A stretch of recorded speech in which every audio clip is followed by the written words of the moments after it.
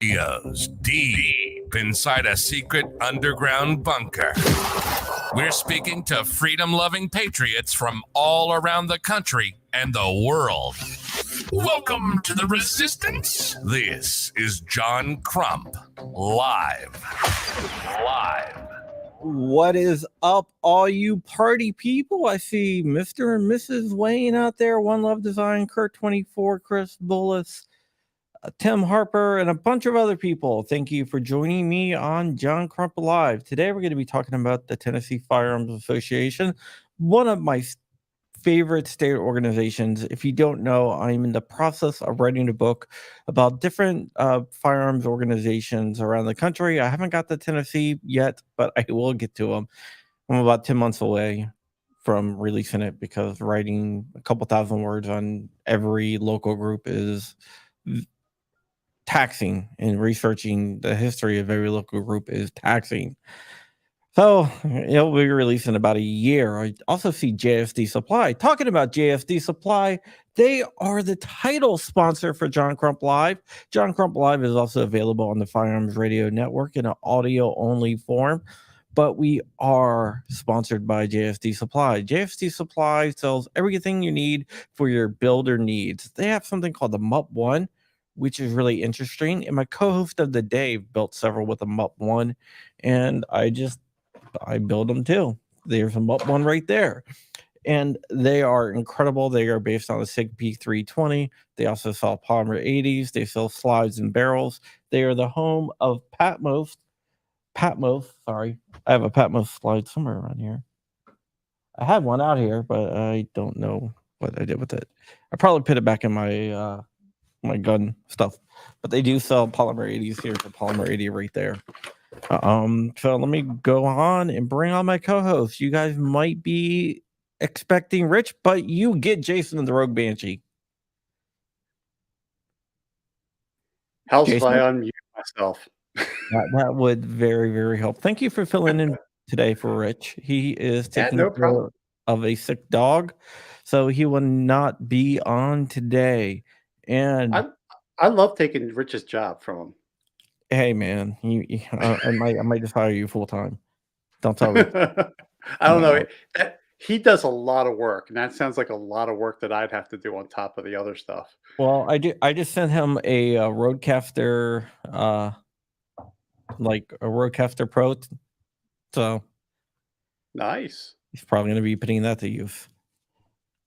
So yeah, he's going to have a lot more professional setup. You know, he's going to have a professional soundboard and everything else. Good deal, man. I have the Rodecaster 2 Pro now, or Pro 2, which is a badass machine. All right, let's go.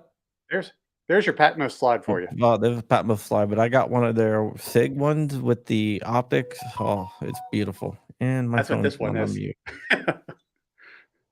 All right, let's go ahead and bring on our guest. His name is John Harris, and he is involved with one of my favorite firearms group, the Tennessee Firearms Association, which works closely with GOA, Gun Owners of America, which I might have a little something to do with there. So how you doing, John? Doing fine today, thank you. Yeah. So you're from Smyrna, Tennessee?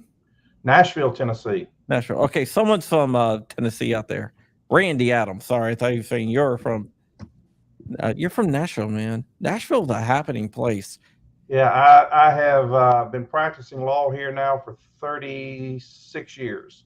You probably saw a change. I've seen more change than I would have preferred to see.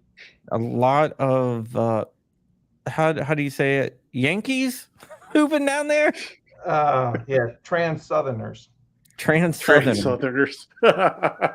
Yeah, I'm from Northern Virginia, and they did a statistic, and 80% of the people that live in Northern Virginia are not from Northern Virginia. Yeah, I was born in the Northern major Virginia. blue cities in Tennessee are that way. Yeah, it's crazy, right? And you have to fight back against that. I mean, they fled what they don't like, bad gun laws and everything. They fled the bad gun laws and everything else, and come to our little neck of the woods because we're doing better down here. And then they bring their views that made their place the way it is. Absolutely. That's happening here in Montana too. Yes, getting you have a lot of flooded pretty Californians hard. out there, right? Yeah, a lot. I have a friend. She worked for Facebook, and Facebook went virtual for most of the positions, and she had a little condo in Menlo Park, which is Silicon Valley. She sold that condo and she bought like a freaking ranch out in Montana. Yeah. But For she's one of the cash. good eggs. She's not. She's very, very pro gun. Shoots and everything. So yeah. Okay. They're allowed. Yeah, and Texas too. Yeah, I know Texas is getting a influx of it. In Arizona, I don't know. They're like these anti-gunners are like a virus. I don't know. Maybe I'm sharing too much. I don't know if they're necessarily a virus. It might be more of a fungus. That's a possibility. So tell us a little bit about the Tennessee Firearms Association now that we went off on, anti-gun people moving into our states. Sure. Tennessee first passed a shall issue permitting law in May of 1994. And that law really implemented a permitting system, but it didn't really address the statutory scheme in Tennessee, which existed on the presumption that citizens couldn't legally carry guns. So it created the ability to carry, but it left a huge number of problems in terms of the practical ability to carry. And so in 95, we formed the Tennessee Firearms Association, which is a 501c4. We're a nonprofit, not a charity. We're an advocacy group to focus and work on specifically the issue of trying to make Tennessee's capacity to carry the permit law more practical in terms of being able to do it on a day-to-day basis. So we focused on improving the permitting system. We focused on getting rid of gun-free zones, improving the restoration of rights statutes, anything that had to do with owning a gun, whether you were a permit holder, you wanted to be a recreational shooter, you wanted to be a hunter, just a collector even. We worked on all of those issues, and we've been doing that since 1995, almost 28 years now. Oh, wow. That's really awesome. Have you been with the organization since 95? Yes, I was one of the 12 individuals that formed it in 95, and I have served in a volunteer capacity as its executive director and also as the PAC treasurer for the last 28 years. Wow. So you've really dedicated your life to firearms. It's an issue I care a lot about, and when you look at that span of time and realize it's an entirely volunteer position, I've probably lost a couple of vacation opportunities by pursuing it. Yeah, I know. Every time I try to go on vacation, I can't go on vacation. Hank Strange, who's another like big YouTuber, I was talking to him last time. I was like, I'm gonna go on vacation. I'm not gonna do anything for the next week. And he looks up at me and goes, "Yeah, right." Correct. Like, I'll How'd that believe work it when out I for see you, it. John? What's that? How'd that work out for you? Well, it worked It out. didn't, right? it worked out. If you wanted me to like write about gun stuff, it worked out. But if you wanted to actually, but if you're my wife, not so much.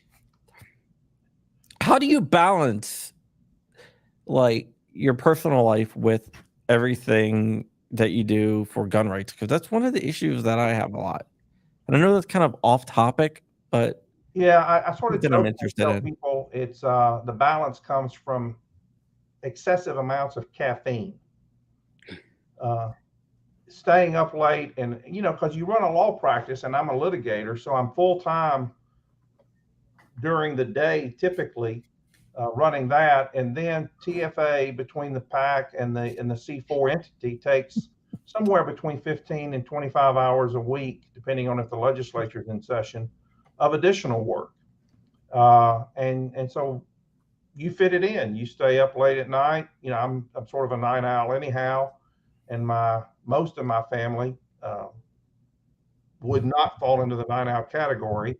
So I can pick up 2 or 3 hours a day, even after I get home from work, usually working on firearms related issues in the solitude of being the only one up. But then a lot of it takes place during the day, because when the legislature's in session, you're dealing with legislators, you're dealing with committee hearings, you've got to physically be at the General Assembly. You just make it work. And fortunately, in my law practice, I've got partners, and I have a very strong paralegal that help me manage the law practice side of it when I need to be doing some other things on the Second Amendment advocacy side. Yeah, I mean, basically, you sound like me, and I think that's a lot of us. Now, you've worked a lot with GOA, and Eric Pratt and all them. How did that relationship come about? I started working with GOA years and years ago when Larry was running it. And Larry's a good guy. I've always admired GOA for the fact that I felt that they were substantially more no compromise than let's just say one of the other major gun advocacy groups in the nation, and that they were a lot more focused on the stewardship of pursuing restoration of the Second Amendment. So we have worked with GOA and have recommended its membership opportunities to our members for a long time as the primary advocacy voice at the national level. And they have grown and expanded in those opportunities over the years. And Eric, I think, taking over with his father, has done a fantastic job of continuing that tradition. One thing that we've started doing as a state organization, and this leverages off of the fact that as an attorney, I'm admitted throughout the country in various appellate courts and also in the U.S. Supreme Court, is TFA and GOA have partnered, I would think, in probably 12 different federal cases in the last 3 years as amicus parties, filing briefs, including most recently the New York State Rifle and Pistol Association Bruin decision that was rendered by the Supreme Court just this past June, that I think is going to have major impacts in how we address Second Amendment issues at the state and federal level in coming years. Yeah, it seems like you guys do partner up with GOA quite a bit. I know you probably know Rob Olson. Yes. Yeah, I've talked to Rob like 5 times today, working on something with him. Yeah. Him and I work together a lot.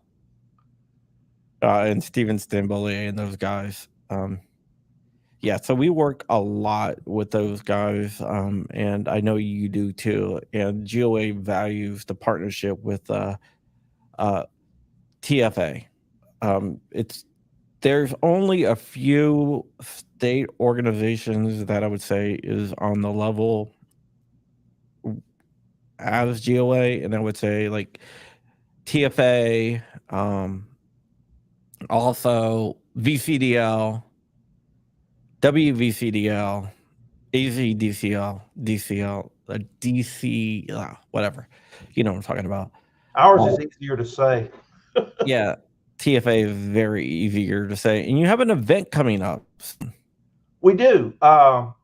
TFA is a C4 and it's membership based, but we also run a state political action committee called the TFA LAC and Tennessee Firearms Association Legislative Action Committee. And its major annual fundraisers coming up on September the 3rd in Middle Tennessee. And it is how we raise the bulk of our money each year to support candidates for the state legislature, primarily the state legislature. We've invested in some governor's races in the past, but when the governor's races are talking $10 million, budgets, grassroots groups don't play in that arena very well or very prominently. So we focus on the legislature where we can get stuff done. And so we've got an event coming up September the 3rd that'll be our main fundraiser to get the money into the organization that we use to support political candidates. And the great thing about our PAC is all of the people that help run it are essentially volunteers, and 100% of the net proceeds from the PAC stay in Tennessee to help Tennessee legislators. We don't use those funds, for example, when I work with GOA on federal litigation. That comes from the C4 itself as opposed to the PAC. No, that's really cool. What's the biggest, and Jason, you're allowed to ask questions too. Yeah. What? Yeah, I was thinking more of a comment there is one of the things I like to say is that if you want to make change, it's easier to make change at the local and your state legislator level than anything else above, because they're the people that you well, depending on where you live here in Montana, we see these people every day. I mean, they're at the store shopping with us. These are the people that have to deal with us face to face. And, I'm very much for the bubbling up from the bottom. Let's start at our local and legislative levels, and then start getting, taking back the narrative at that point. Because if you do that at the state level, and you have enough states to do that, when you have something happen at the federal level, well, what happens when the states just go, screw you? It's the whole thing of the cops can't stop everybody from running a stoplight. And that's what I kind of like about what your mission is that you're doing that at the legislative level where you can make the biggest impact for their money. Very much so. It is so hard to play at the federal level because of the volume of money that it takes to play at that level. But we can, with TFA and, similar state organizations, we can have major impacts, and it's much more effective to run grassroots groups at the state level because, as you said, they have direct access to their legislators that doesn't exist once someone runs off to Congress and starts living in that bubble. Yeah. I mean, I can definitely see that. I can definitely see. Yeah, at the state level, a lot of people overlook the state level, but that's where the most important thing is at the states, because those are the laws that are going to affect you, especially right now with the gridlock in Congress. Hardly anything gets done, even though the anti-gun stuff, the Safer Community Act got done, but other stuff, it's really hard for things to get done. So at the state level is where we really have to watch. Look at what happened at Virginia a few years ago. They took over the legislature and all this anti-gun stuff started being passed. Now Virginia is kind of going the other way, but that's the dangers of not paying attention on the local level. And at the local level, it really has, as a practical matter, a lot more impact on your day-to-day lives. That's where the carry laws are passed. That's where a lot of the gun-free zone laws exist. That's where range protection acts come into play. That's where civil immunity, criminal immunity, like what should have existed in Kyle Rittenhouse's case, all of those kinds of laws really are state law issues under the 10th Amendment. And we ought to be telling Congress and our state legislators to take the 10th Amendment seriously and get the federal government out of the Second Amendment business. Yeah, exactly. Because right now, the Second Amendment was never meant for the federal government at all. No. No, And not in the least respect. They have abused through manipulation of the Commerce Clause and the taxing authority 100%. to get us where they are now with federal power. And we're going to have to look at the Supreme Court predominantly. And there are some cases coming through the system to say that because of the Second Amendment, the abuse of conflicting provisions of the Constitution, taxing and commerce, that the Second Amendment's shall not be infringed clause, even if they have taxing and commerce authority, restricts that when it comes to firearms, so that they should not have jurisdiction there. 100%. I can't agree with you more. I mean, that is spot on. So how do we fix it? Well, I the know that's a tough grassroots question, and the state and level stuff is key, because so many of the people that end up in Congress come through local government or state legislators. They get their feet into the political system by being a local official, a state official, and then they move up. And if we can use the state system as a means of ferreting out the rhinos, the establishment Republicans, the Chamber of Commerce Republicans, if we can ferret out through the state systems the ones who have no constitutional stewardship in their spine, then we're better able, once they do get in power, to make progress at the federal level. The other is we've got to work on a president like Trump did that will give us the right federal judges that have the backbone to stand up and say, Congress, you just don't have the authority over this issue. And we would not be even where we are today had it not been for many of the federal judges that Trump put in place. And we need more of that. The court system is going to have to do what the legislature is unwilling to do. yeah, I think we need more Republicans like Brian Fitzpatrick and Liz Cheney. Yeah. That's a joke, by the way. Brian Fitzpatrick voted for the assault weapons ban, and Liz Cheney is Liz Cheney. So, yeah. One thing that Trump did do, I don't like his bump stock rolling, and I don't like a lot of the stuff that he did do. But one of the great things, and one of the most important things for a president to do, and this is often overlooked, is the appointment of judges. Very strong. We would not have 3 major opinions that came down in June. We would not have those 3 opinions had it not been for Trump's appointments. It just wouldn't have happened. And you know, you mentioned Trump, you know, I think he did screw up substantially when he got emotional and overreacted to Las Vegas and directed ATF to pursue the bump stock issue.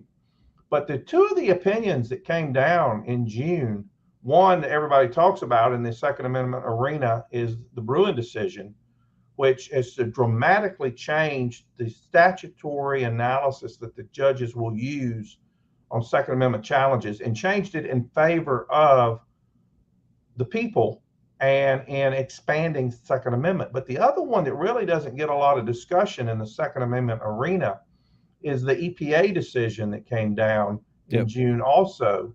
And the EPA decision is critical when you look at what ATF's doing with bump stocks, SBRs, force reset triggers.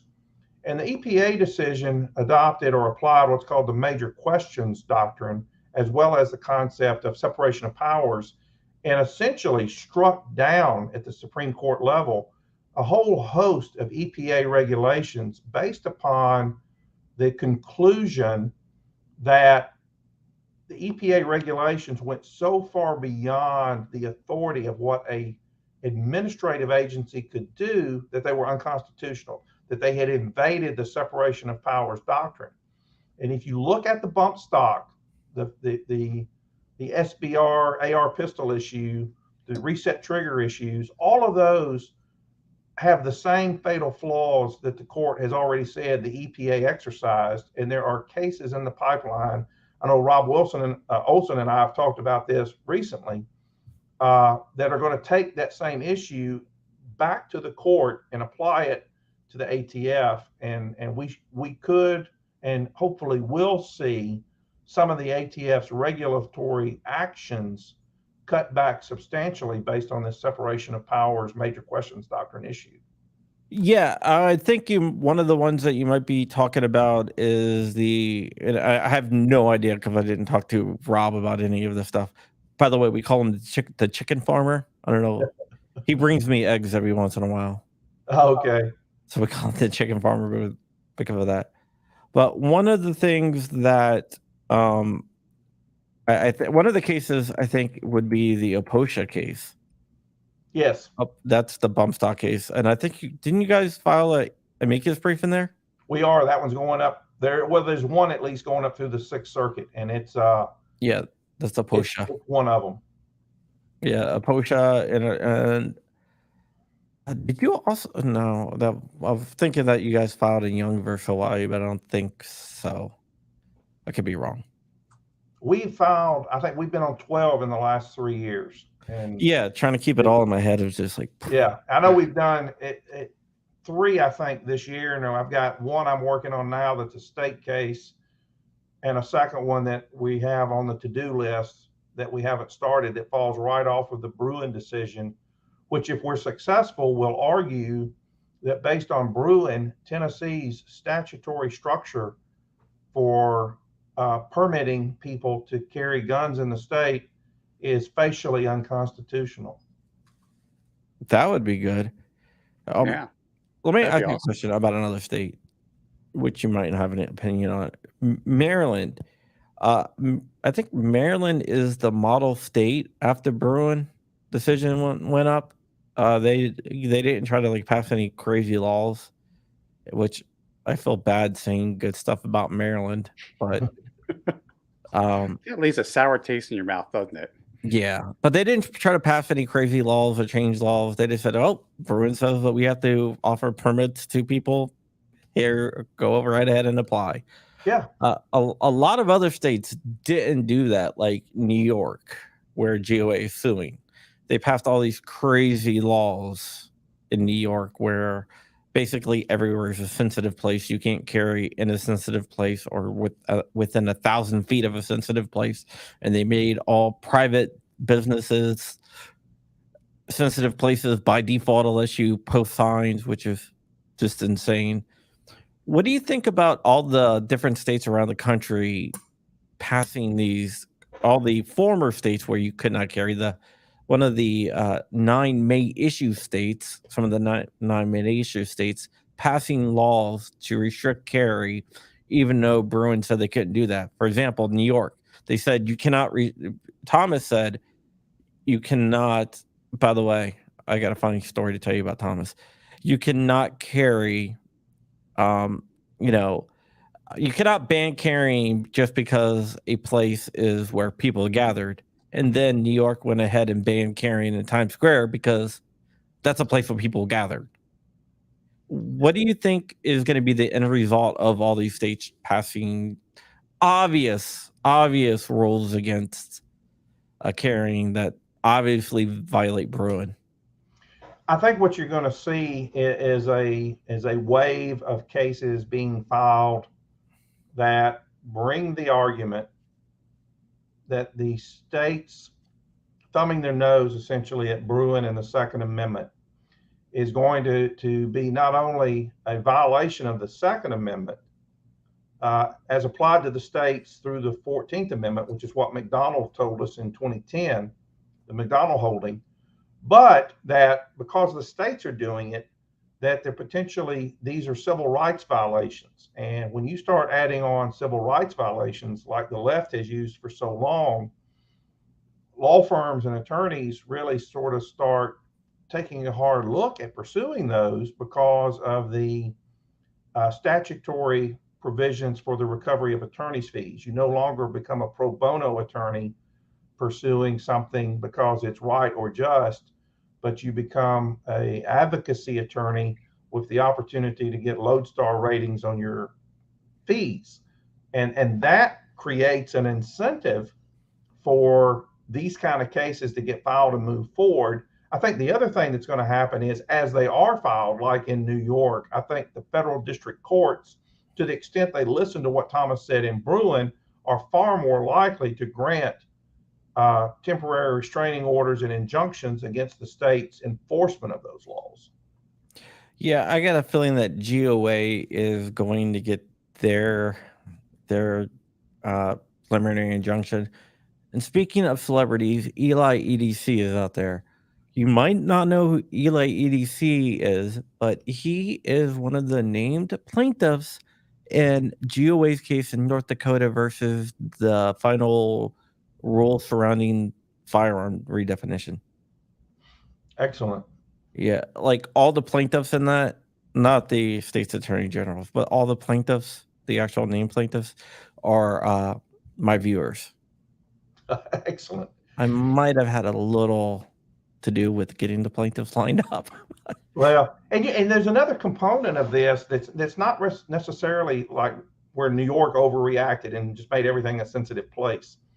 Bruin opens up this opportunity to take a look at for example, in my law practice, I represent gun dealers and manufacturers that have issues with the ATF. So I handle revocation, license applications, adverse action proceedings. I handle all of that kind of stuff for dealers.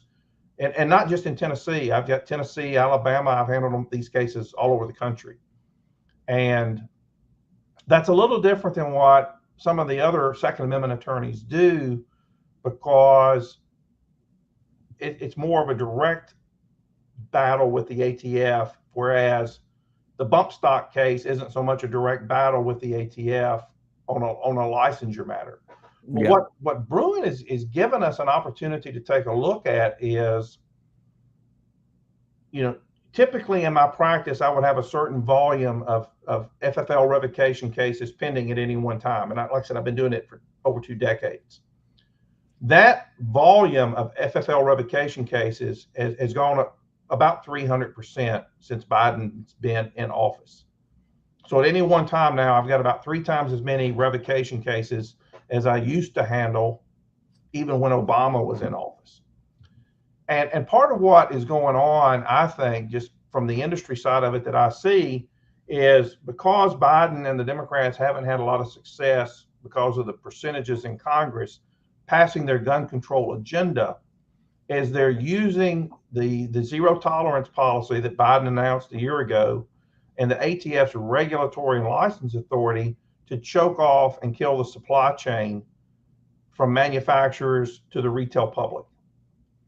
And Bruin, I think, is going to give us some new opportunities to argue that ATF's regulatory authority and the way they apply it constitute constitutional violations that prior to Bruin, the federal district courts sort of turned a blind eye to.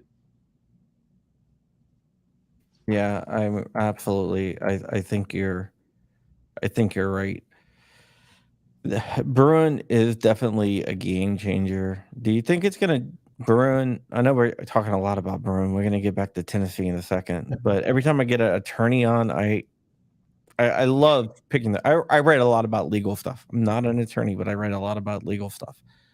Do you think what do you think is bigger in Bruin? Because I've had disagreements with people on this.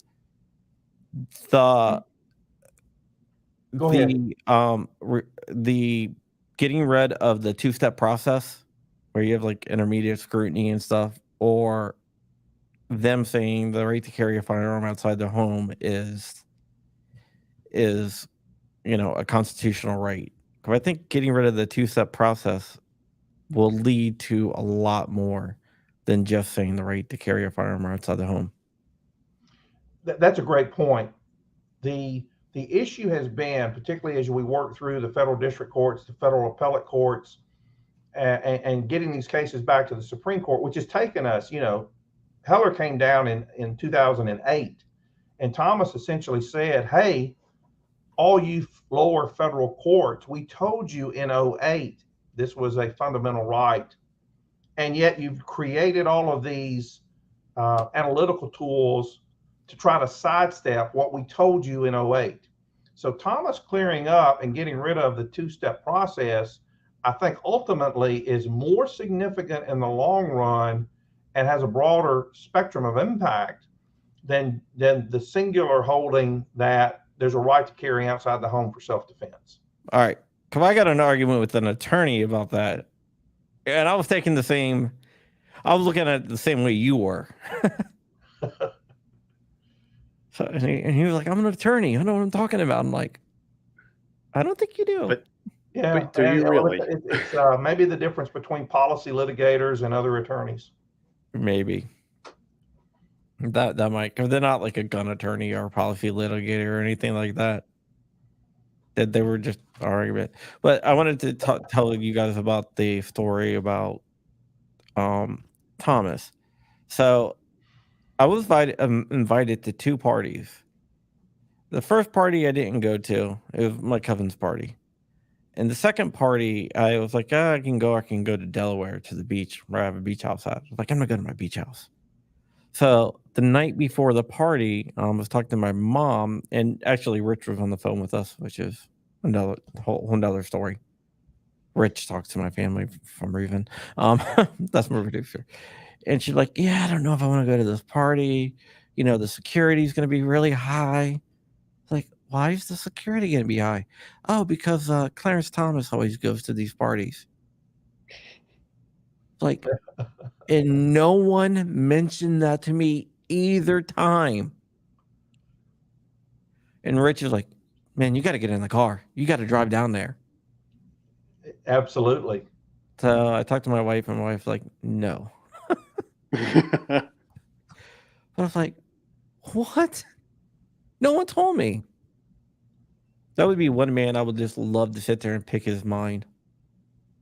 Oh, without a doubt. I mean, you look back at Thomas's opinions and a lot of his dissents, and you see a pattern of constitutional stewardship and understanding that even most Supreme Court judges don't have. And it's been he's been there for a substantial amount of time. I'm just glad to see, that it is manifesting itself at this point in time with the clarity and assertiveness that it has. I'm being told he has a substantial gun collection and is really into guns. Well, he would have to some extent to understand some of the concepts he even discussed in those opinions. Well, that's my point. He really does understand firearms, where you get a lot of judges who don't. You believe I know. I bet you do. Like the politicians that pass the laws that don't know anything about guns? Yeah. Yes. Huge problem in Tennessee, even with the GOP. Yeah, exactly. Wow. Why my Biden soundboard not working? We hold these truths to be self-evident.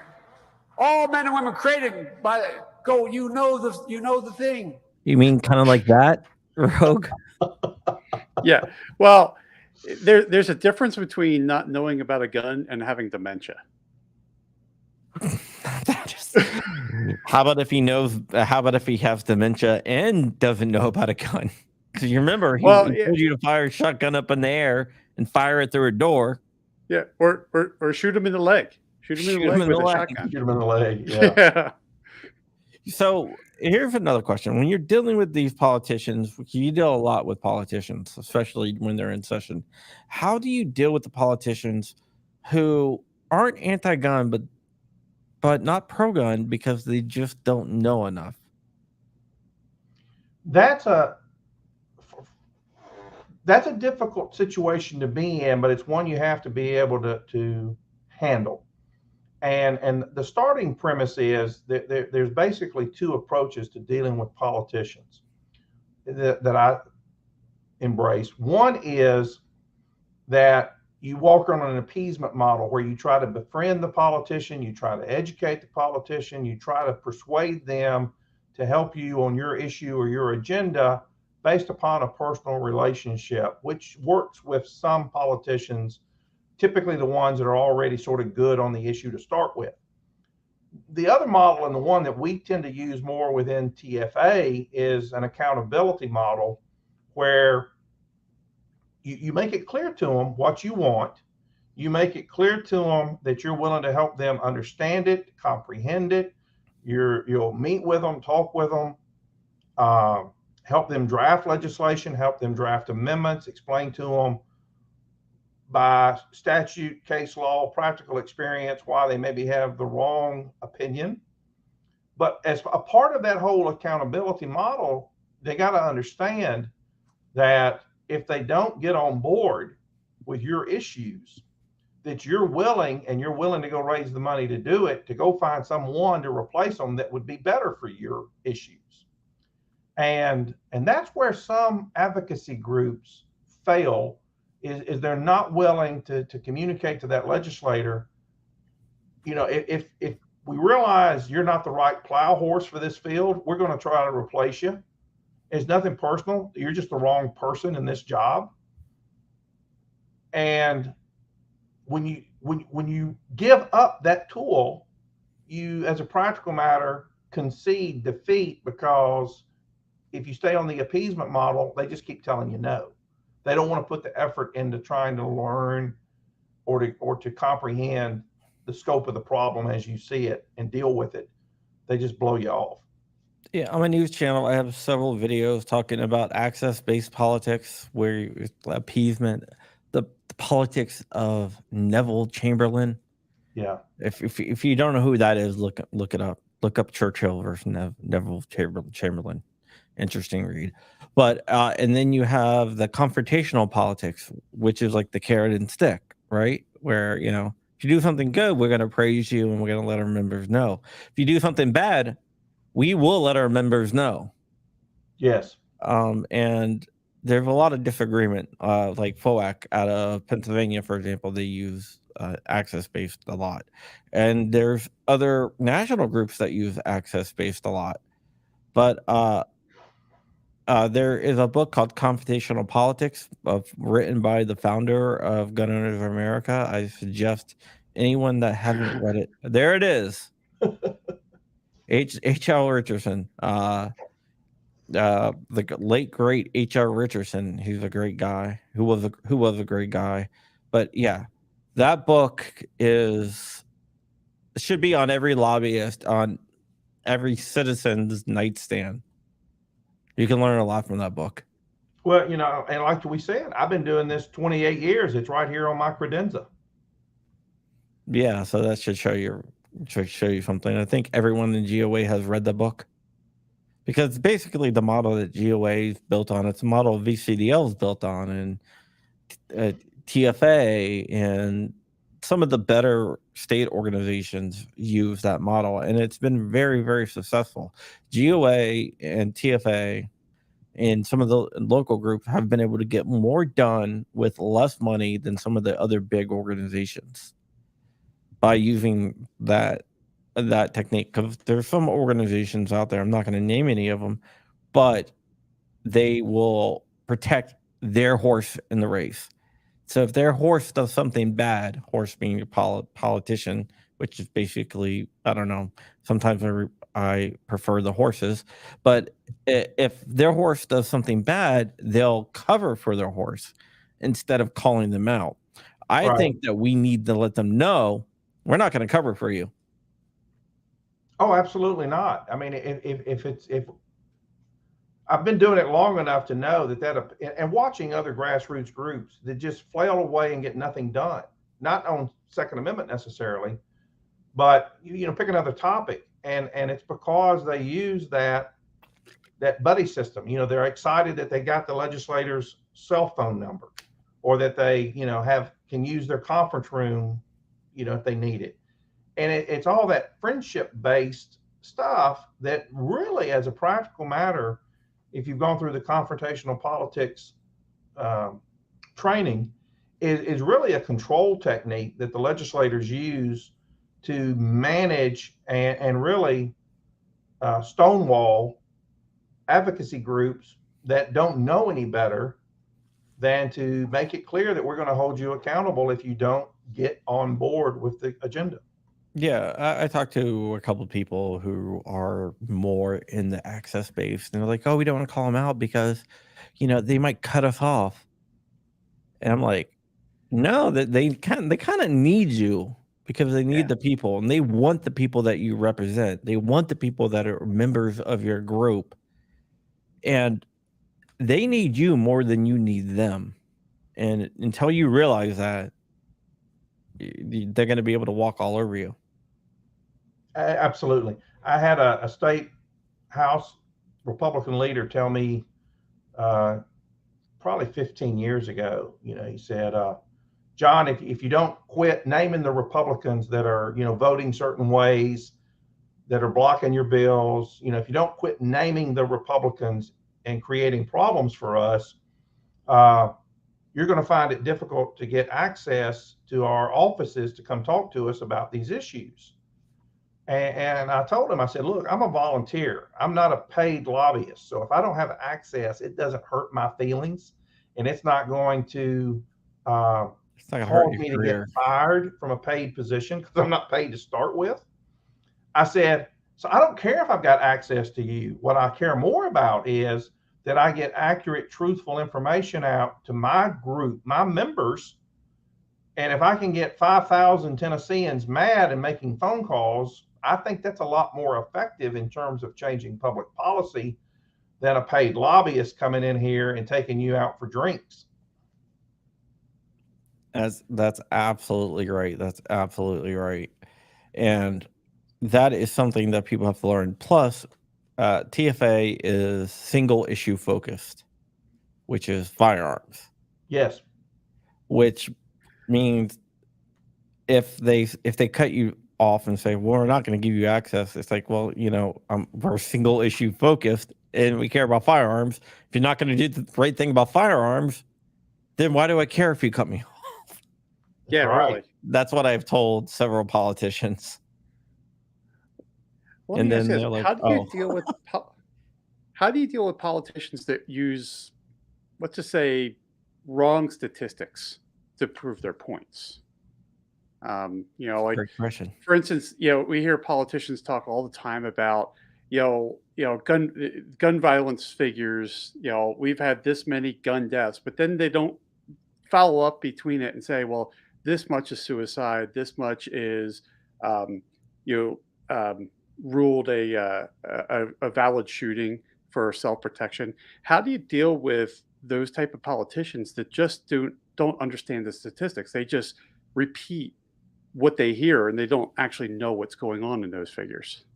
One thing that we do within TFA is we do a lot of detailed analysis that we put out. So if you go to our website, and in particular, if you get on our email list, which is free, it's not uncommon to get an email each week when the legislature's in session that says this legislator did this one did that. And we snip video clips every opportunity we get to back that stuff up. And then we're trying to build up the understanding of our members, who then can vent their frustrations on these legislators. Now, some of them, the progressive left, the Democrat, even the moderate Republicans, you're not going to change them. You just got to replace them. Or you got to tactically deal with them to neutralize their impact and effectiveness. The others, we do it through social media, but importantly, we get a legislator that is someone we think we can work with, but they're just wrong on their statistics, or maybe they're lying about it or just miscomprehending them, is we try to load up their constituents with accurate information and then burn their phone lines up. Yeah, that helps out a lot when you go after their phone lines. It really moves the politicians. I've talked to several politicians who said, they weren't aware of something, or they changed their mind because of their phone lines burned up. I'll give you an example in Virginia, because that's where I'm from. Virginia came very, very close to banning semi-automatic rifles, which they called assault weapons. People burned up the phone lines so much of a representative named Chad Peterson, who's a Democrat, and he also looked and saw the Second Amendment sanctuary movement and the big lobby day that we had that year, which was massive. And that actually changed his mind. And that's the reason why we never got an assault weapons ban in Virginia, is because the people took the time to engage their politicians. I always tell people the best lobbyist out there is you. and you have to take that step. You have to take that few minutes, and it's not a lot of time. It takes a few minutes just to make a phone call, drop an email, or something like that. How do you motivate people to realize that they have the power to do it? Because a lot of people on the other side want the people to believe that they don't have any power, when they really do. Yeah, one of the ways that we try to broach that issue is through direct public speaking events, through our social media activities, but we do follow-up reporting. So as we know call volume is increasing, or that legislators are changing their position, posture, or talking points on an issue, we report that just like we would a good or a bad vote. And what we're trying to do is to reinforce with our membership and the people that are on our email list the appreciation of the fact that the phone call volume, that the personal meetings, that the handshakes, that seeing them in the grocery store or at church or wherever is having a positive impact on those legislators and the conduct of those legislators. Because you're right, the control technique used by the legislature, that they're somehow taught when they go to, baby legislator school, is you have to try to convince these constituents that you've got their best interest at heart, and there's really no need for them to call you and educate you because you've got it all under control. And our job as grassroots advocates is to embolden, but to also inform and educate the grassroots so that they feel like they can make a difference and that it's worth their time to make the phone call. And we want to make that as easy as possible, and we want to give them talking points or statistics or the correct data. And that makes it a little more difficult to write your email alerts or your email blast rather than putting out just a single paragraph that says call legislator Bob and tell him oppose or support. If you write 3 or 4 more paragraphs that tell them the details about why they should take that position. Yeah, that's a good point, and it makes a lot of sense. Um, and I think it's something that we can all learn is how to do this, because you really need to learn how the politicians work and how they think. Like you said, when they go to legislator school, they are all taught the same thing. Absolutely. There's too much continuity between constituent oppression for it to just be coincidental. Okay, somebody wants to know if you can explain the new SBR law in Tennessee.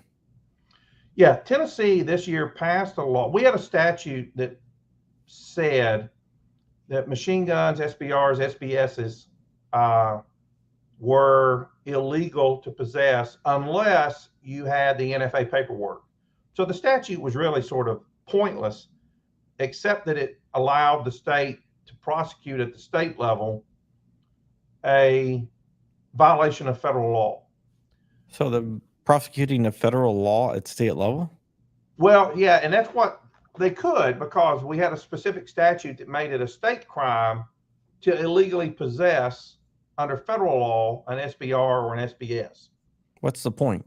Yeah, what's the point? Other than the federal government's too busy and they'd rather the state spend the money to do the prosecution if they could, or if they would. So they repealed that statute that had that language in it. The problem is that it's still a crime under federal law to have an SBR or an SBS that doesn't have the tax stamp. Which is ridiculous. Yeah, which is ridiculous, but it's still there. So it really, as a substantive matter, nothing changed in Tennessee. It's form over substance, because there's also a second statute that's just so broad it's ridiculous, that says the state can prosecute as a crime any violation of any federal Firearms Act. So even though they repealed the one that specifically talked about SBRs, SBSs, they left on the books the other statute that says if it's a federal violation, it can still be prosecuted under this other code section. So it's another example of there was an amendment to the law that creates just as much confusion because they didn't fix it in both places. So the fact is, in Tennessee, as we sit here today, you can't possess those things under state or federal law, even after the passage of that law this year, without having the tax stamp. Interesting, interesting. And the viewer also wants to know, and I think that was Steve-O 545. He also wants to know when you think that true constitutional carry will pass in Tennessee. I think that the law that passed in 2021 that Governor Lee was the primary proponent of, that is not true constitutional carry. True constitutional carry we define as it's not a crime, a statutory structure where it's just not a crime to carry with the intent to go armed. Tennessee doesn't have that. We've been a state for over 220 years. We've never had that. We don't have it today. All of the things that we have in Tennessee, the permit, the concealed permit, permitless vehicle transport, and the permitless carry law from 2021, all of those are affirmative defenses to a criminal charge of carrying with intent to go armed. Now, I do think, because I've talked with some legislators, and not a lot of them, because they're sort of in, off season right now, but that they went, oh my God, when Bruin came down and said, we don't really have constitutional carry, do we? We need to deal with this in 2023. So I do think there's a substantially heightened momentum because of Bruin that Tennessee legislature, or an increasing number of them, are going to look at true constitutional carry in the next 2 years. And here's what it's going to take. It's going to take a massive push from the grassroots to convince the legislature that them running around and calling it constitutional carry when that's not true is intolerable to the citizens of the state. Yeah, that is awesome. That is awesome. All right. We got about a little bit over a minute left. So I'm going to go around and I'm going to give you the final word. But I just want to thank Jason for coming on. And Jason, tell everyone they can find you. Yeah, thanks for having me on. Unfortunately, I was having some technical difficulties, so I didn't get to talk as much as I wanted to. But yeah, you can reach me on, I have a YouTube channel. You can reach me, just look for the Rogue Banshee on just about any social media site. And occasionally I talk about guns. And you've been referenced by Congress. And I have. I've been, I think, as Jordan from JSD Supply said, is I am Congress. What do you say? I was Congress famous. Yeah, they in the hearings on ghost guns, they were brought up like Rogue Banshees videos and stuff. So I thought that was kind of funny. Yeah, I thought it was too. It's kind of funny when you see just this little channel suddenly get noticed by some anti-gunners. Yeah, and you can always follow me at johncrump.locals.com. We are off next week, but we'll be back tomorrow. And check us out on the Firearms Radio Network. Once again, thank you, JSD Supply, for sponsoring this podcast. With that, I'm going to kick it over to John. John, tell everyone where they can find you at, and tell them where they can find information on the Tennessee Firearms Association and your big event coming up. Take as much time as you need. They can find information about the Tennessee Firearms at our website, TennesseeFirearms.com, right there on your screen. On it, they can subscribe for free. They don't even have to be a member to our mailing list, which gives them all this feed and information that we were discussing during the show. The annual event is September the 3rd. It's our PAC fundraiser. There's a link to it off of that main website, but the direct link to it is tfalac.org. That's TFALAC, which stands for Legislative Action Committee.org. And then if they have questions that we didn't get to today, the best way to ask questions of TFA or me individually is go to the TFA's Facebook group. It's got about 12,000 members on it, but it's heavily moderated, it's heavily monitored, and we try to restrict discussions to Second Amendment issues in Tennessee. So, we don't put up all the generic Second Amendment stuff that's on every website out there, we try to focus on Tennessee aspects of Second Amendment issues. TFALAC.org, right? Correct. That's it. And we'll Oh, yeah. have Eric Pratt as our keynote speaker coming up September the 3rd. All right, guys. Thank you so much once again. And with that, we are out of here, and we'll see you tomorrow.